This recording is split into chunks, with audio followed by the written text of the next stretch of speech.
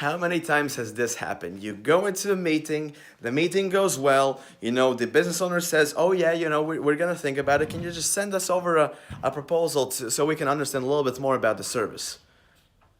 Then what happens next? You go back to your house or your office. You work hours upon hours on crafting the perfect proposal for this.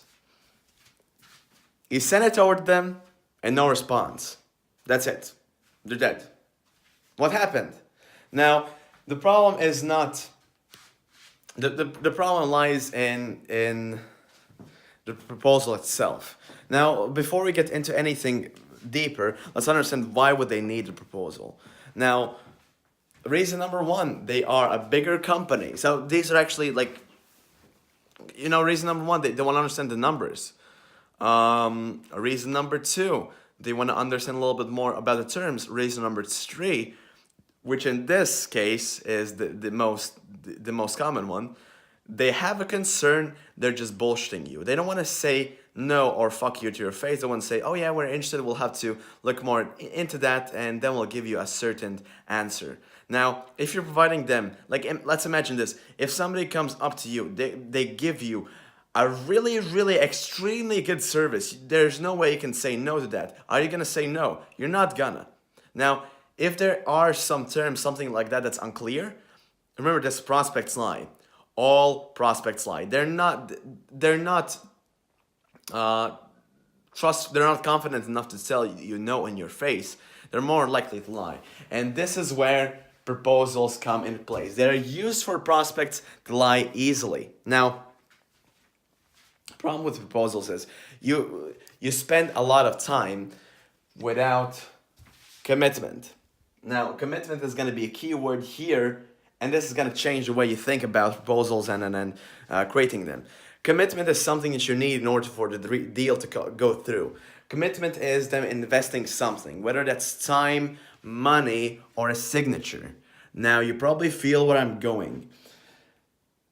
The thing you want to use instead of proposals is an agreement. Now, I do have it right now here on the whiteboard. You want to use agreements. And now, let's talk about the difference between a proposal and an agreement. Now, 100%, no matter what you do, agreements is what you use in sales. You do not use proposals in sales. No matter what anybody tells you. Agreements is what you use. Now, let's talk about the difference between proposals and agreements. Proposals is just essentially talking about, you have a piece of paper, it says the service, how much it costs. The service, how much it costs. Service, how much it costs, the full price. That's it. It has some fancy logos up here and there. Nobody gives a shit about that though. Right? Now, an agreement on the other side, it's kind of like a contract. I just don't call it a contract because when you tell somebody, oh yeah, let's sign a contract, they're like, whoa, that's something more serious. An agreement on our side, it's something lighter. An agreement is just going over the terms, and then it also goes over the pricing. So literally, it would go over the terms. What is happening? How is it happening? What are the milestones with times? And for example, if you offer a 90-day paid traffic program, you talk about what you're gonna do in the first month. You go over the terms about refunding. You go over the terms about this and that, and all that stuff. That's what you essentially do in an agreement, right? In a proposal, you just talk about the numbers. In an agreement, you talk about everything. You cover the wide spectrum of things that are actually going to go into the service. Now, if you're in a meeting, you're selling to them, and if they properly read through the agreement, they should understand what's gonna be in the service, what should be there, right?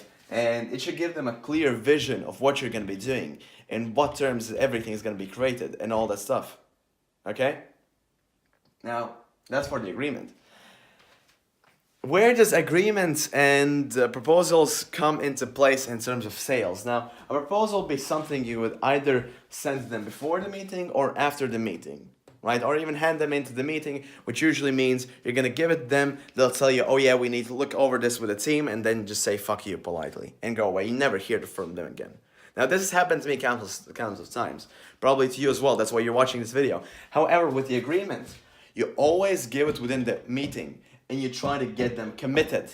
Okay, this is where commitment comes into play, because you need to get them committed. If they are committed, that's the first step you need to do to sign a deal. Now with the proposal, what commitments can they get?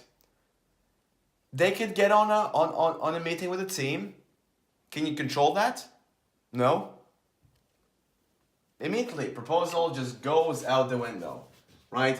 You can get them committed on something you can't control. And if you can't control it, you can't get them committed. So it doesn't count. Proposals just fly out the window. Now we're talking about commitment on agreements. One type of commitment is money. Make them deposit something. Make them deposit something. This is a lot of times what I do in sales when somebody is not committed. I make them deposit something. This is how I'm able to go into paid trials, right? Because let's say, I had this one deal come through which would be 2.5K a month. We set up on a $800 or $900 trial, right? $800 and $900, they had no problem to pay for the trial like that. Now, when they saw the results, they were like, okay, yeah, we continue with this. And then we get the 2.5K recurring. You see the difference? Now, another way to get committed, this is usually the thing you'll be using most of the time, is to get them committed with a signature. You need them to sign the agreement. Now, if they sign the agreement, you're gonna get the money. As simple as that. Once there's a signature on the paper, boom, you're getting paid. No matter what happens. And it's as simple as that. Right? Now,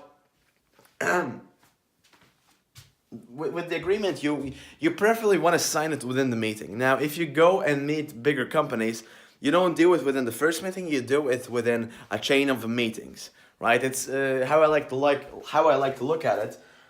If you're going just on a one-night stand with a girl, you can just go to one date and then go home, right? However, if you're looking to go with something bigger, if you're looking to marry somebody, you go on one date, the second one with the same girl, the third one, now I know you can barely see what I'm doing, but then you see, and now after the third one, you have multiple ones going on, and only then you decide, hey, do I want to propose? The proposal is the agreement. Now, if they sign the agreement in the terms of dating, they'll be taking the ring. If they take the ring and sign the agreement, boom, you're gonna get married. Now, it's very, very unlikely that they're gonna opt out and say, hell no, I'm not getting married, or hell no, I'm not gonna pay you. Because they have already committed. They have committed. You need to get them committed. If they're not committed, no way you're gonna get the deal. Commitment is the most important thing. Get them committed. Find ways to get committed. If you can't get the signature, schedule in the next meeting. If you can't schedule in the next meeting, I don't know what the fuck they can do. If they need to talk to the partner, make them talk to the partner right now within the meeting. Say, hey, phone them up. Say, hey, let's schedule in the next meeting when we all can meet. Get them committed. Find ways for commitment. Now, oh shit, my arm is really dirty. Now, yeah, it's pretty bad that my arm's broken, but I still deal with that. And actually made a video talking about how my productivity increased with this shit happening. So, yeah, guys, remember, agreements over proposals and get people committed. Now, if you actually remember all of this and you go out there, start getting to meetings and using all of this, you're gonna get much better results. Now, guys, I know that you're in social media marketing, so I actually have a very special offer for you. And now don't run away from the video, because this is gonna be free. Now you can go, and the top link in the description is gonna be the top 8 niches for SMMA. I go over the niches that a lot of people don't actually use, and those are what I call low competition, high paying niches. Now, the biggest problem with this is a lot of people, when they start SMMA, they go into niches that are like restaurants, gyms, stuff like that. Those are like, they have high competition. That's why a lot of people end up failing. That's why a lot of people can't close clients. It all comes down to the niche which you pick. Now, with these 8 niches, you also get a complimentary 30-minute training for free. It's no bullshit, just pure value, like you saw right now. And yeah, guys, so thank you so much for watching this. Peace out.